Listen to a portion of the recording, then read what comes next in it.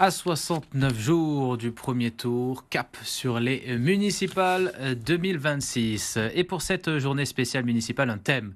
Aujourd'hui, les transports, avec un focus sur Arles qui fait l'objet d'un vaste projet de contournement autoroutier. Vous en avez certainement entendu parler. Actuellement, l'autoroute A54 entre Marseille et Montpellier s'interrompt au niveau d'Arles et de Saint-Martin-de-Crau. Seule la RN 54, que vous voyez en orange, RN 113, que vous voyez en orange sur cette carte, traverse ces communes d'est en ouest. Les plans prévoient de construire 26 km d'autoroute au sud d'Arles. Vous voyez le tracé en blanc s'afficher sur cette carte, ainsi que le tracé rouge qui montre le projet de réaménagement de la RN 113 en autoroute. L'objectif est de désengorger le trafic dans la ville et d'améliorer la circulation entre Marseille et Montpellier. Une enquête publique vient de se terminer sur le sujet, mais les oppositions sont vives. L'aspect environnemental est pointé du doigt, tout comme la question d'un éventuel péage. Ariane Polaert.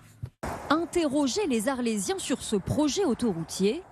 Vous trouverez des opposants. Pourquoi détruire encore un peu la Camargue? On se déplacer très bien quand même comme ça, on n'a pas besoin de ça. Et des défenseurs. Je trouve que c'est bien. Ça va peut-être permettre d'alléger un petit peu la circulation aussi à l'intérieur de la ville. Mais quand on évoque l'éventualité d'un péage, les avis convergent. Alors c'est un péage, moi je suis contre. Je ne suis pas d'accord. Ah non, pas le péage, on fait que payer ici. Celui qui n'a pas beaucoup d'argent, comment il fait là?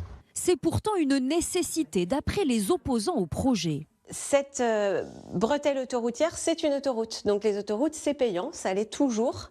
Et puis en plus, ça l'est de façon réglementaire. Il y a une réglementation européenne qui interdit de faire porter le financement d'un tronçon sur les tronçons extérieurs. Selon le collectif d'opposition, l'ouvrage estimé à 1 milliard d'euros sera donc forcément financé par un péage.